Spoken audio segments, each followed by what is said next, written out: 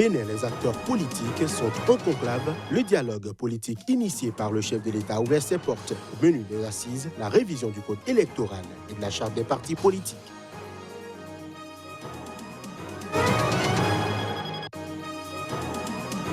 En Tunisie, le candidat à la présidentielle, Nabil Karoui, a été libéré à 4 jours du second tour.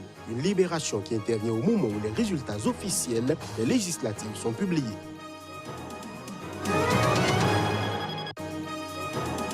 Le Premier ministre marocain Saad Eddine El Othmani a présenté ce mercredi un gouvernement resserré de 39 à 24 portefeuilles.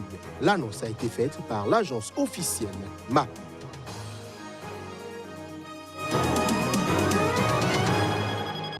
Voilà pour les titres de cette nouvelle session de l'information sur SICA. Bienvenue à chacun et bienvenue à tous. Au Bénin, les acteurs politiques sont en conclave. Le dialogue politique initié par le chef de l'État a ouvert ses portes ce jeudi au menu des assises. La révision du code électoral et de la charte des partis politiques, deux lois objet de division au sein de la classe politique. Reportage Landry Salanon et Ben Kevin Achaoui. À l'intérieur de cette salle du Palais des Congrès de Cotonou, des délégués de diverses formations politiques. Ils sont conviés pour tenter de trouver des solutions à la crise née des dernières législatives au Bénin. En cause, l'application du code électoral et de la charte des partis politiques. À l'ouverture des assises, le chef de l'État a reconnu le caractère clivant des deux textes de loi. Aussi indiqué qu'il puisse paraître, notre charte des partis politiques et notre code électoral nous ont causé du tort. Parce que bon nombre d'entre nous, à la mise en œuvre, ne s'y sont pas retrouvés.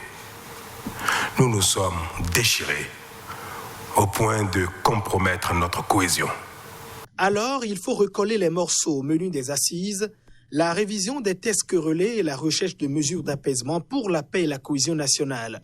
Le médiateur désigné ne doute point de la capacité des délégués à parvenir à des solutions consensuelles.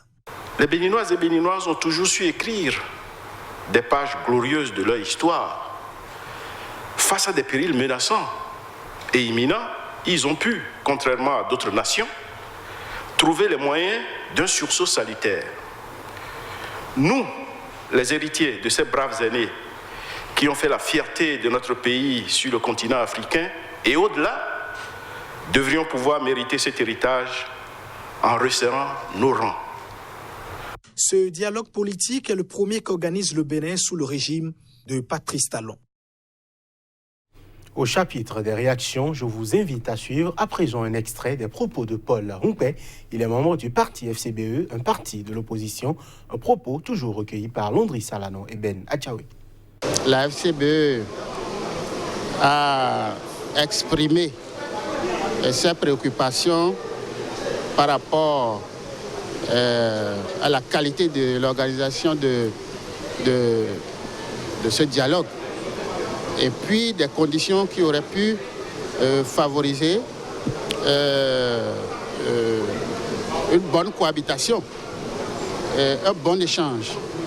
Mais nous pensons que n'ayant pas obtenu ce que nous revendiquions, il était normal que nous venions à la tribune de ce dialogue pour encore clairement souligner ce qui fâche, ce qui nous gêne et ce qui aujourd'hui constitue les grandes polémiques autour donc de la crise. Nous pensons que le chef de l'État est à l'écoute de l'ensemble des composantes, n'est-ce pas, de la nation. Nous avons exigé que pour détendre l'atmosphère, que l'on puisse libérer les prisonniers politiques. C'est une préoccupation majeure. C'est les conséquences, n'est-ce pas, du programme de destruction de notre démocratie qui est en cours. Je pense qu'il est nécessaire que nous venions dire clairement que, eh bien, nous ne sommes pas d'accord avec la manière de gérer le pays et surtout sur le plan politique. On reste au Bénin où les forces dites de la résistance, composées majoritairement des formations de l'opposition, ont tenu dans la même journée de ce jeudi 10 octobre une assise parallèle au dialogue politique initié par le président Patrice Talon. Les travaux à leur niveau ont été présidés par l'ancien président Nicéphore Dieudonné Souglo. Plus de précisions à travers ce reportage. Autour de Nicéphore Soglo, tout premier président de l'ère du renouveau démocratique au Bénin, toutes les formations de l'opposition n'ayant pas été conviées au dialogue politique du 10 octobre. Quel dialogue politique peut-on organiser pendant que nos compatriotes sont contraints à l'exil? Quelle est cette plaisanterie qui a lieu actuellement? Quel dialogue politique peut-on organiser pendant que des compatriotes croupissent en prison pour délit d'opinion? Quel dialogue politique peut-on organiser alors que notre Assemblée nationale est devenue un lieu souillé du sang de nos compatriotes? Pour ces forces dites de la résistance, Patrice Talon devra changer de cap. Les derniers événements intervenus au Sénégal et au Cameroun envoient un signal fort à Patrice Talon et lui interdisent de faire la sourde oreille. Pour l'orateur, se refuser de faire la sourde oreille implique une série d'actes concrets. Patrice Talon sait tout le tort qu'il a causé à notre pays et à son peuple. Et aucun dialogue n'est envisageable sans les préalables qu'il connaît parfaitement et qu'on lui répète. La reprise des élections législatives pour donner la parole enfin au peuple et lui permettre de choisir ses représentants. L'amnistie générale de tous les exilés et détenus politiques. L'appel sera alors à la conjugaison des efforts en vue de tourner définitivement la page. Que nous réserve l'avenir? Les martyrs de Kadjaoum, de Kandi, de Tchaourou et de Savet ont versé leur sang pour libérer notre peuple. Pourquoi des groupes religieux interviendraient-ils au Sénégal pour faire baisser la tension et qu'on ne laisserait pas cette possibilité à un clergé qui a déjà, on peut dire, à son actif ce qui s'est passé dans notre pays? La journée du 10 octobre pour les résistants consacrera par ailleurs la création d'un Fonds national de solidarité aux familles des victimes de la crise électorale et celle post-électorale. Je l'annonçais en titre, en Tunisie, le candidat à la présidentielle Nabil Karoui a été libéré à 4 jours du second tour. Sa libération intervient au moment où les résultats officiels confirment une victoire en demi-teinte des islamistes aux législatives. Homme d'affaires et homme des médias tunisien, Nabil Karoui, qui a été libéré 4 jours avant le second tour de la présidentielle, est une personnalité controversée, longtemps proche du pouvoir, avant de se placer comme un candidat opposé à l'élite politique en place. Vêtu de noir, l'homme d'affaires Nabil Karoui a été accueilli en héros dans la soirée de sa sortie de prison à 20 km de Tunis. Ses partisans l'ont porté sur leurs épaules avant qu'il ne quitte les lieux en Mercedes noire sans faire de déclaration. Libre, Nabil Karoui reste toutefois inculpé, ses avoirs gelés et il lui est interdit de voyager. Il nous a dit on ne lâche rien, on va gagner et il nous a parlé de ce qu'il veut faire pour la Tunisie. Il veut surtout que les Tunisiens se libèrent de cette angoisse généralisée. Il veut aller voir le peuple tunisien, il veut expliquer son programme, il veut participer à ces élections et il veut gagner. Il avait le punch, il était très fort moralement, il nous a donné une énergie positive, une très grande énergie et je pense qu'il va donner cette énergie au peuple tunisien et d'ailleurs ça nous a étonnés parce qu'il souriait, il était content. Beaucoup de travail nous attend maintenant et voilà, il faut se serrer les coudes avec tous les militants voilà, et que nous serons gagnants. On est certain qu'on sera gagnant. La réussite est plus proche avec Nabil avec nous. Ça sera différent certainement. Oui, on est très contents. Fondateur de la chaîne privée Nesma TV et personnage controversé, Nabil Karoui est arrivé en 2e position lors du premier tour de la présidentielle le 15 septembre dernier, recueillant 15,6% des voix derrière Kais Saïed, 18,4%, qui ne dispose d'aucune structure partisane. Il s'est d'ailleurs refusé de faire campagne pour, dit-il, entretenir l'équité tant que Nabil Karoui ne sera pas libéré.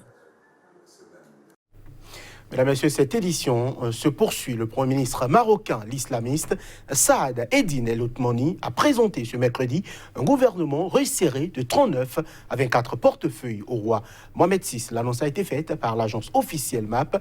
Plus de précisions à travers ces images.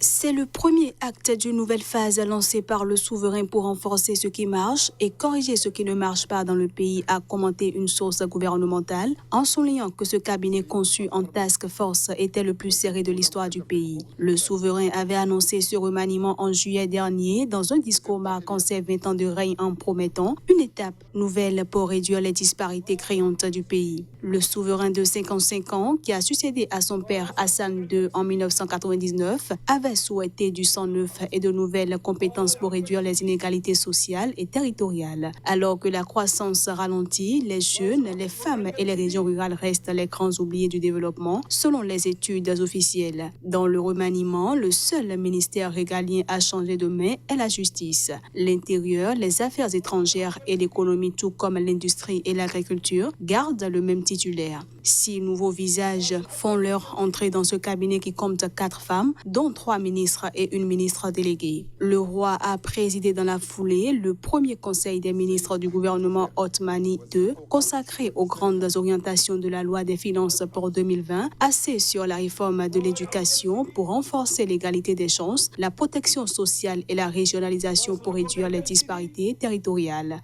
Formé au terme de plusieurs semaines de consultation, le nouveau gouvernement s'appuie sur la majorité politique du parti islamiste Justice et Développement, qui a renforcé en 2016 sa position au Parlement.